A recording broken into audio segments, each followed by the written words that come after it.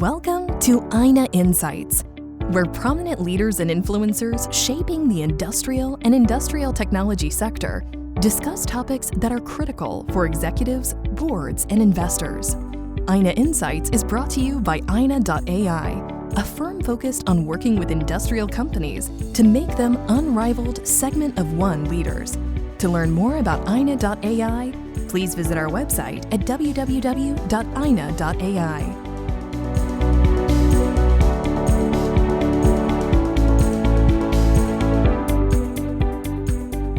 Hi, everyone, and welcome to another episode of our Titanium Economy podcast series. Today, we are joined by Paul Miller, who is the former head of global e-commerce at Grainger and a pioneer in industrial digital transformation.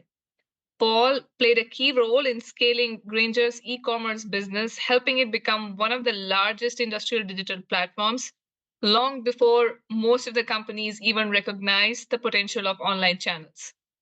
So what we'll do is we will dive into his experience building digital businesses today, the challenges of scaling it in an industrial setting, and what lessons industrial companies can take away as they navigate their own digital transformations. Paul, a very warm welcome and very excited to talk about digital in industrials with you today.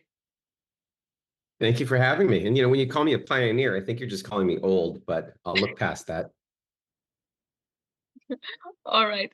So, Paul, obviously, we have to start with Grainger's story. And I think most of the folks, at least in the industrial space, are very familiar with Grainger's amazing story of digitizing its business. But let's start with, for the benefit of our audience, with a brief overview of the company and what it does, and then we will dive into the digital story of it. Sounds good. So, it's interesting because Grainger is truly a pioneer in digital, and well before I got there. I joined there in 2010, and it goes back into like the late 90s, like even maybe 95 or 96, that Grainger saw a lot of technology that was coming along that they thought could be interesting. Things like catalogs on a CD-ROM that, most people now don't even know what a CD-ROM is, but they were putting catalogs on them, thinking that it was a good and efficient way to be able to deliver massive amounts of content to customers. They pioneered things like, putting terminals within customer locations so that they could use electronic data interfaces to be able to communicate back and forth and pass orders along. Rudimentary sort of efforts, but things that were really precursors to what people see now as just commonplace digital tools. The one thing that I'll call out, though, which is, sort of a turning point, is at one point, I think Grainger probably viewed their forays into these technology areas as things that could even potentially spin out and be separate companies. In, I think, 98, 99, 2000, somewhere around there, they even had views that, maybe they could spin off and list one of these companies as a standalone. And what they came to realize is that the best outcome is when they serve their customers better, the way their customers want to be served. And not about building these new standalone offshoot businesses, but rather using these digital tools to deliver excellent experience. And, the whole theme of our conversation today is going to be about, why industrials really need to embrace this. And for me, the centerpiece of it really comes down to customer experience. And how do you really understand what your customers are trying to do and deliver experiences that go well beyond what their expectations are? And so often we've seen industrial companies kind of ignore that and provide what I'll almost call green screen types of experiences. It's almost equivalent to looking at some order entry screen as opposed to thinking about it as something that should be delighting customers. And often people talk about B2C, and I've spent a lot of my career in B2C. I worked for some great retailers and some great brands. And what I came to realize through those experiences is it truly is about finding those insights about what drives customers and then using those to create that next experience. So that's just a little preamble. What I'll say about Grainger, an amazing company that today is about $17 billion in sales, about a $50 billion market cap, a stock price that is well over $1,000. So a very successful company that sells some of the most boring products in the world, and they sell them really well. Maintenance, repair, and operating supplies. People don't get all that excited about mops and brooms and buckets and motors, But I'll tell you what, when you have a couple million of them available to customers and you can get them in their hands very, very quickly, it can become a really exciting business that delivers what customers need. They have a slogan, they talk about for those who get it done, for the ones who get it done, and that's who they are. They try to be that resource that people can use to be able to get what they need done, these critical roles, maintaining facilities, keeping people safe. That's at the heart of what they do. They're a global company, although I'd say much more emphasis is within North America. Very strong operations here. A couple of businesses that they've launched to approach other customer segments that have been very successful. One in Japan, one that's global, but really has a huge presence in the US called Zorro. So that's kind of some background, and happy to chat further about all your topics that we've been chatting about. Right. And Paul, you mentioned some of these rudimentary digital tools, but back in the 90s or even the early 2000s, they were by no means rudimentary, right? This is what the digital world was back then. And Grainger was among the first companies, not just in industrials, but across sectors, across industries, to start thinking about that. And so what drove that push internally? What was it that led them to believe that that is their next step as a company, as an industrial company? It's one of those, looking back on it, what were the real drivers? I think there were several. I think there was new technology emerging and leadership there that really had a good intellectual curiosity. What can these things do for me? I look today at AI, and I think similarly, like people go, oh, cool, Chat GPT and some of the other algorithms and models that people are looking at, but they don't necessarily know what they can do with them. But if they don't try stuff, they'll never figure it out. I think for Grainger, and when I talked about it being rudimentary, that wasn't meant to be a slight. I mean, the reality is they were doing things that were sort of basic, and what we consider basic now, but at the time, it was more groundbreaking. Here's the problem, though. If what you're doing is cool and interesting from a technology standpoint, but isn't solving customer pain points, I don't know how valuable it is. And I think what the key insight was is that if customers are really trying to understand, where is my order? And how do I order more of that thing I ordered before? And how do I compare product A to B to C? Or how do I get exposed to more products than what I'm currently seeing within a catalog or within a branch? That's when the web started to be that much more important, because you can do those things really, really well. Now, when I joined Grainger in 2010, it was $1 billion online business. It was 23% of company sales. So it wasn't like immaterial, but it wasn't the powerhouse, the driver that digital is now for the company. When you look over even the tenure that I was there, we got to over 50% of company sales. I haven't looked recently, but they quote numbers, up in around the 70% range of sales that are influenced by digital or transacted through digital channels. So, I think that pivot, that point that really occurred where they went from like a decent portion of sales to a dominant portion of sales, was when they flipped that switch and made sure that everything that they did was aimed at solving these customer pain points, creating greater availability information, creating greater visibility to assortment, creating greater tools to be able to pick the right product, to manage your account, all those sorts of things. And sometimes I tell people that it's the most boring products and the most boring services that actually make you the most money, but it's true. Like, it doesn't have to be 3D rotating, see it in your room technology, which is all cool stuff in the right setting and in the right use.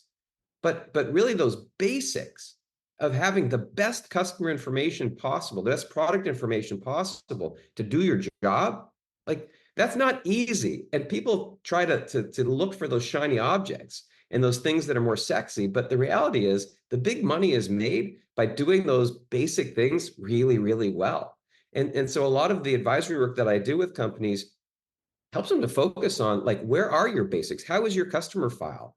How are your email addresses stored? What information do you have appended to not just that name and address, but what does the person do? What has the company bought before? How do you leverage prior purchase behavior? How do you do all these things better? How do you look at your product information and make sure that, like, if somebody is using a product to do a certain thing, do you understand what they're actually doing? Not the product, but what they're trying to accomplish. And this is where there's companies like McMaster-Carr that I will say does it better than anybody else. because they understand the way people are using products, and they merchandise those products and they curate those products based on how people actually use them. So if I'm trying to glue two things together and I'm going to have it in wet conditions, and one of those is metal, one of them is rubber, and I need to do that, what adhesive do I need? If I can go onto something and be able to pick based on those exact conditions that I gave you and feel confident that that product is the right product, wow, that's powerful. And that's where the best players are spending their time and energy. And that's the kind of stuff that makes people's jobs easier, which makes their life easier, which ends up creating good margin cushions that you can sell these products at, decent prices. And people are seeing the added value of buying from you instead of it just being all commoditized. And it's a great pivot also to make for an industrial company like that, right? That what digital tools can help me serve my customers better. And it's an amazing story. But I'm sure, Paul, it was not easy, right? As you were trying to scale up some of those digital tools and trying to scale up that e-commerce platform. So could you just talk through some of the challenges that you faced as an organization as you were trying to build that business at that scale, the e-commerce Yep, you got business? it. Well, some of this gray hair, which you won't see on the podcast, but some of this gray hair definitely comes from trying to solve some of those pain points organizationally.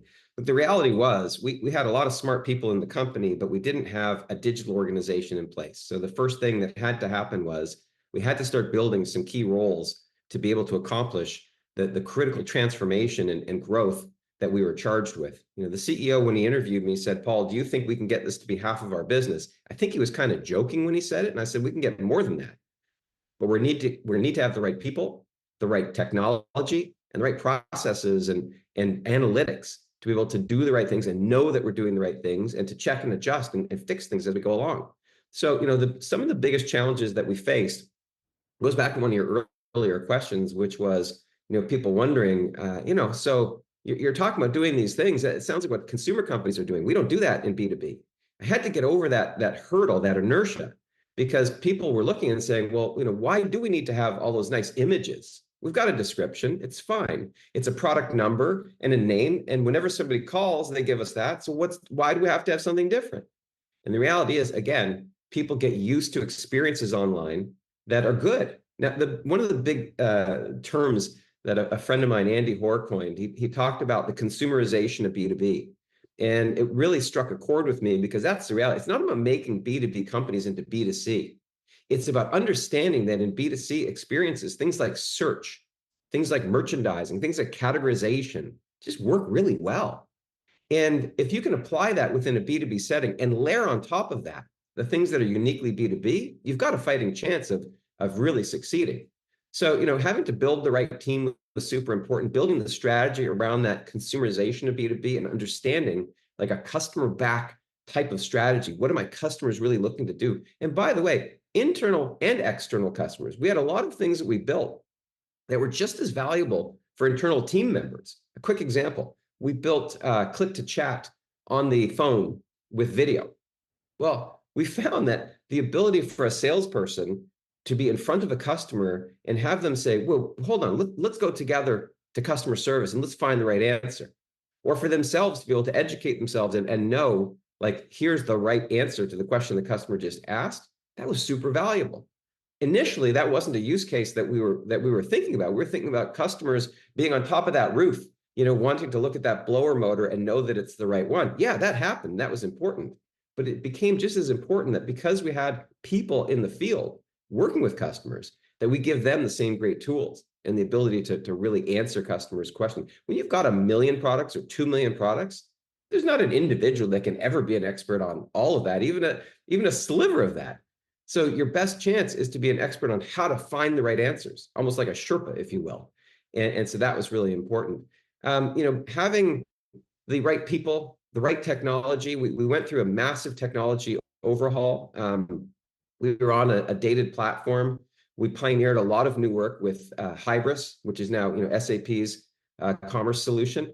It was bumpy at the start because we were both learning things along the way. It was a small German company before it was bought by SAP, but we co-created and co-engineered a lot of solutions that I think are still in place today.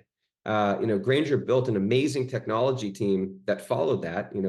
Some of the people, that we brought in had no experience in B2B, but were really good at thinking through how do we create these types of underlying software solutions to do what we're doing here. So, those are key pillars. And the last thing I'm going to say is there's always going to be skepticism. There's always going to be people that say, well, is it incremental? Wouldn't my customers have just done that anyway? And that happens both on the marketing side. Something I haven't talked about and we can definitely delve into is, just because you build it doesn't mean that they will come.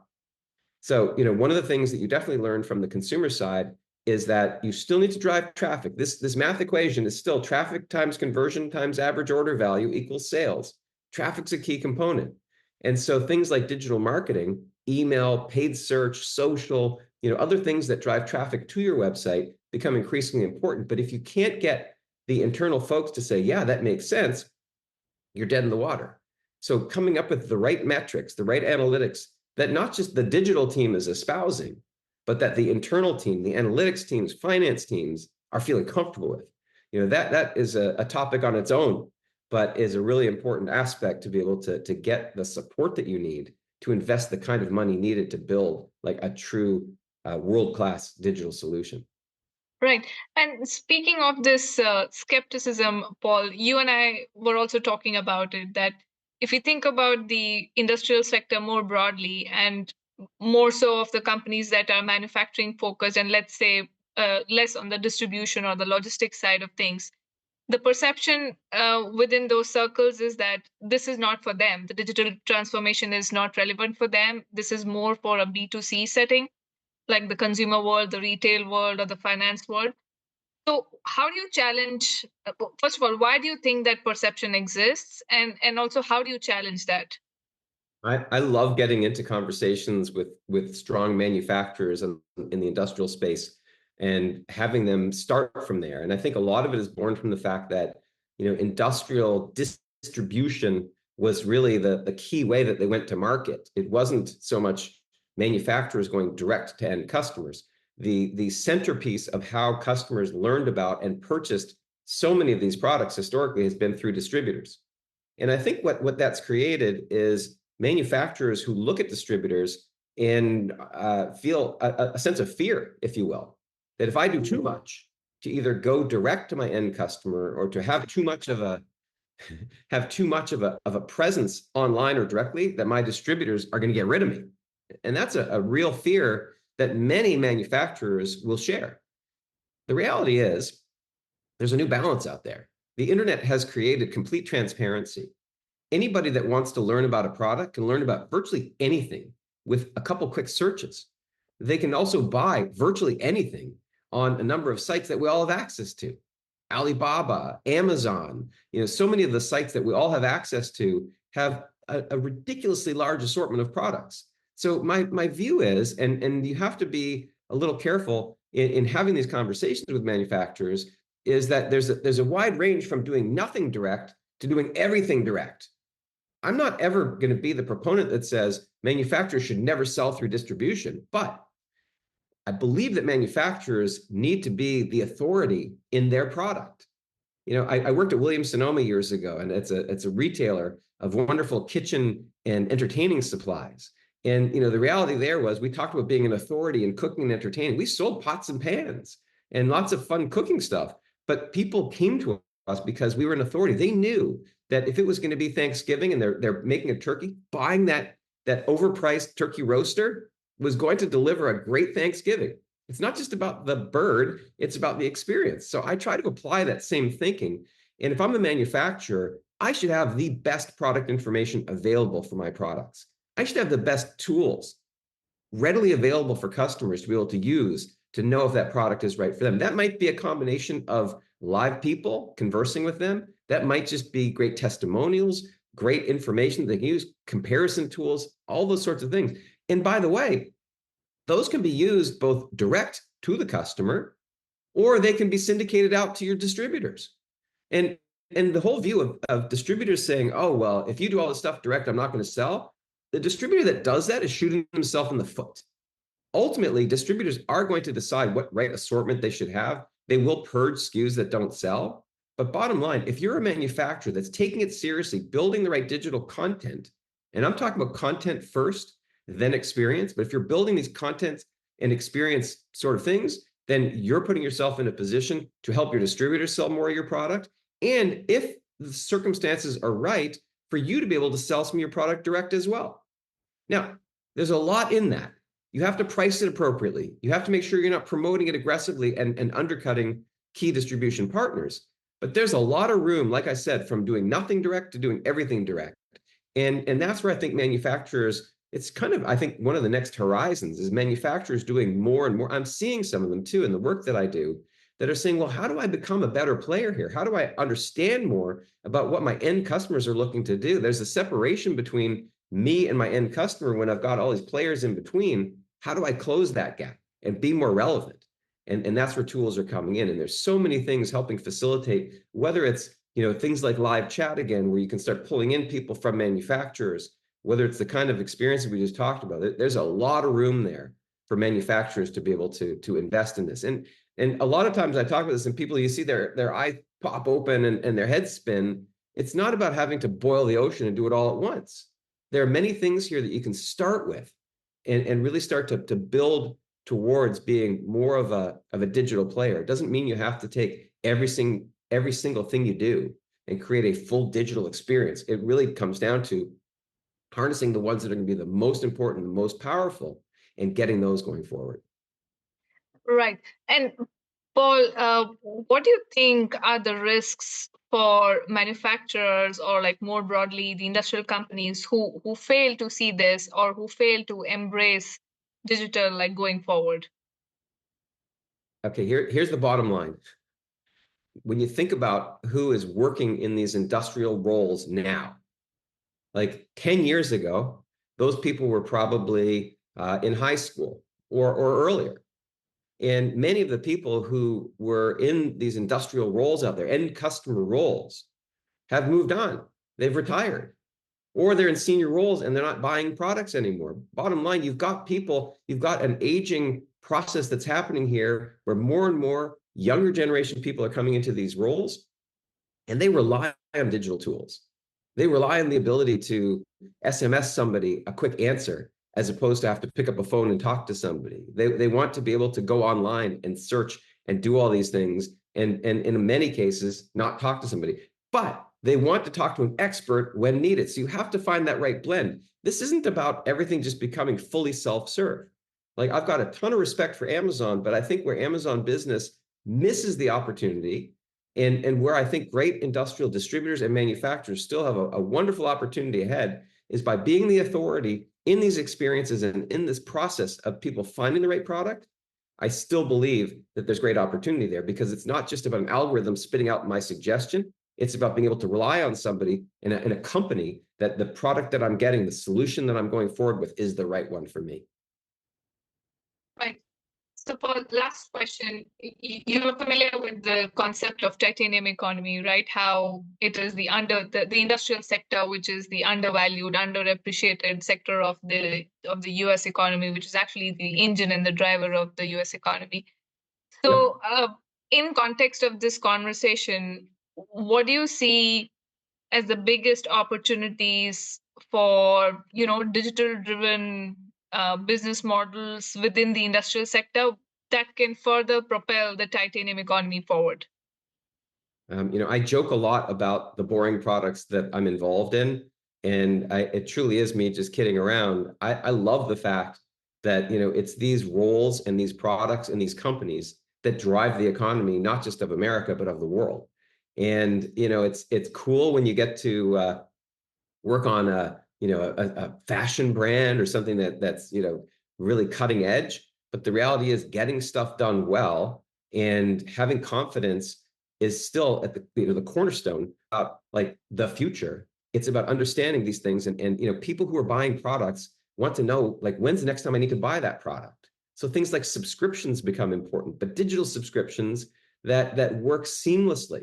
Like, I love when HP launched their ink subscription. And again, this is early stage, but they launched it in a way that it's IoT monitoring the device. So I think there's going to be a real convergence of IoT, of big data, of these digital experiences coming together in an industrial way that just makes people's lives that much easier. Ultimately, I don't think you're going to see the ranks of people working in these companies growing at the rate that they have historically. So people are going to have to be more efficient. They're going to have tools that help them do things. And I believe these tools that we're talking about are game changing in the ability to really drive that efficiency and job satisfaction, because now you can have that quality of output, knowing that the things that you're doing are most likely correct, and knowing that you've got these tools helping you. I think that drives in itself a higher satisfaction. So I think this is where it comes together, being able to have the right data so you can analyze it and understand what's happening, factor that into these experiences, be able to rapidly iterate, if you think about, Nirvana is a fully personalized experience where everything that's coming to me is relevant to me and what I'm doing right now. And we have shades of that. A lot of people get irritated when they see digital advertising. They go, "Oh my God, I was literally just talking about that. Why am I seeing ads for that?" Well, it's a digital world, and there are signals that these platforms are getting that are helping them to deliver these ads to you. People get freaked out by that, but the reality is they're actually more relevant ads for you than if you just got generic ads. So there's a lot of, I think, philosophical things that are going to need to evolve. But ultimately, I think the stuff that we're talking about here starts to drive, a lot more relevance, a lot more activity that really increases the quality of people's lives. And that in itself, I think, is the cornerstone of the titanium economy. Perfect. Awesome. Thank you so much, Paul, for your time today, and really appreciate all your thoughts on digital for the industrial sector. And I'm sure a lot of our audience will find the insights to be really valuable. I look forward to seeing everybody in Chicago. Awesome. We do too. Thank you.